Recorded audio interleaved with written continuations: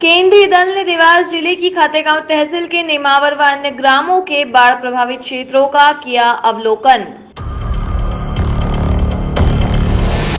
केंद्रीय दल ने खेतों में जाकर देखी स्थिति।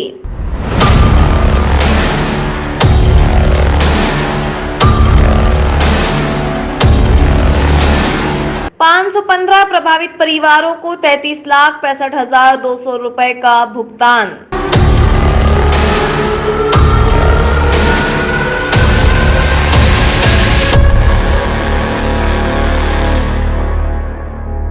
अतिवृष्टि से प्रदेश में बाढ़ के कारण हुई क्षति का आकलन करने के लिए केंद्रीय दल के सदस्य सुभाष चंद्र मीणा व एक तिवारी आज देवास जिले के खातेगांव तहसील के नेमावर पहुंचे। इस दौरान विधायक Ashish Sharma, collector Chandramouli Shukla, ADM Prakash Singh Chauhan, SDM Kannauj Narendra Dhurve, SDM सोनकच सुश्री शिवानी तरेटिया, एएसपी सूर्यकांत शर्मा, उप संचालक कृषि श्रीमती नीलम सिंह चौहान व अन्य संबंधित अधिकारी उपस्थित थे।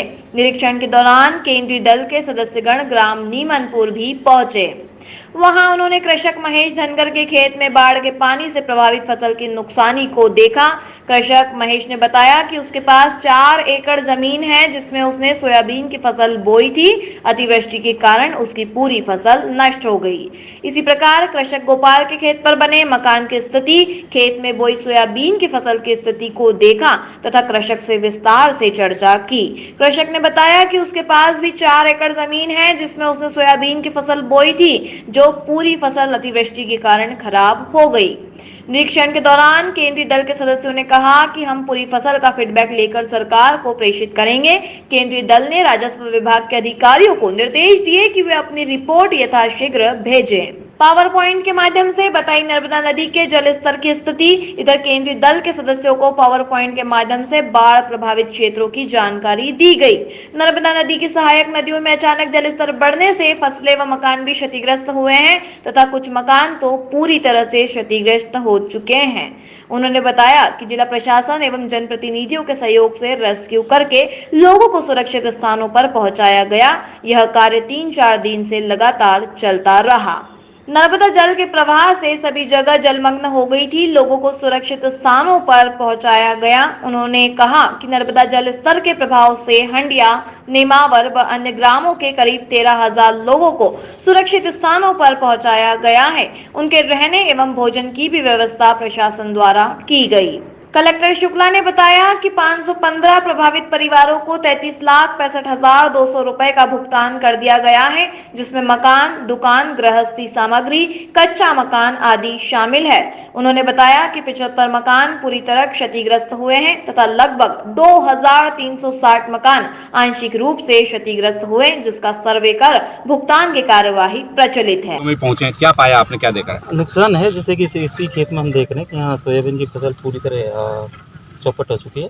बाकी सरकार ने भी प्रारंभिक आकलन हमें दिया है, अंतिम फाइनल मेमोरेंडम अभी आना बाकी है और जैसे ही हम अपना आकलन करेंगे सरकार को हम अपनी रिपोर्ट देंगे। सर कितने गाँव का दौरा करेंगे सर हरदा जिले में? अभी तक प्रस्तावित है अभी जैसे हरदा में और देवास में डिस्ट्रिक्ट एडमिनिस्ट्रेशन में। तो प्रमुख रूप से जैसे आप लोगों को मालूम होगा कि 30 और 31 अगस्त को बहुत यहाँ पर बाढ़ आई थी, जिसमें से कि फसल का, लोगों को मकानों का, यहाँ पे जो लोग फल फूल लगाते हैं, तरह तरह की चीज़ों का नुकसान हुआ। इंटर मिनिस्ट्रियल जो संगठन की कमेटी है वो इस बात का आकलन करने की आई है कि यहाँ पे देवास जिले में कुछ नुकसानी हुई है। आज हम इनको नेमावर में लेकर के आए थे दिखाने के लिए जो डूब से प्रभावित हैं, किस तरह से लोगों की फसलें पूर्णतः नष्ट हो गई हैं। बहुत सारे लोगों के अपने मकान टूट गए हैं, कुछ लोगों का अपना सामान जो रखा होता था अन्य उपयोग का वो भी बह गया और नष्ट हो गया।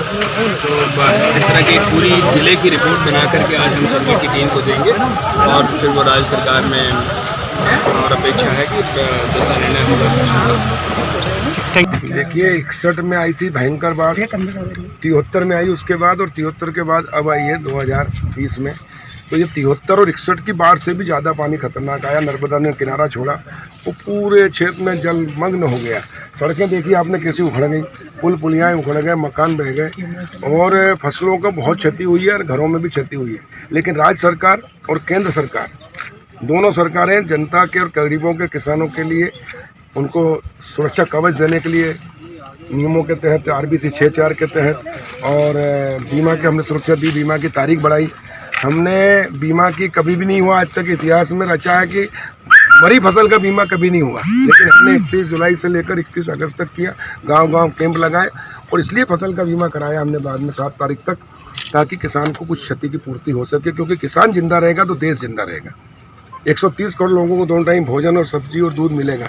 अगर किसान ने खेती करना छोड़ दिया, अब खेती कहाँ से करेगा जब कुछ बचे ही नहीं उसके पास, तो देश का क्या होगा। इसलिए किसान देश के लिए कर रहा है। इसलिए हमने भारत के प्रधानमंत्री जी से, माननीय मुख्यमंत्री जी ने, मैंने मांग की थी और केंद्रीय दल आया। आज मुख्यमंत्री जी ने सुबह बैठक ली, समीक्षा की, और लगभग मध्य प्रदेश में 10,000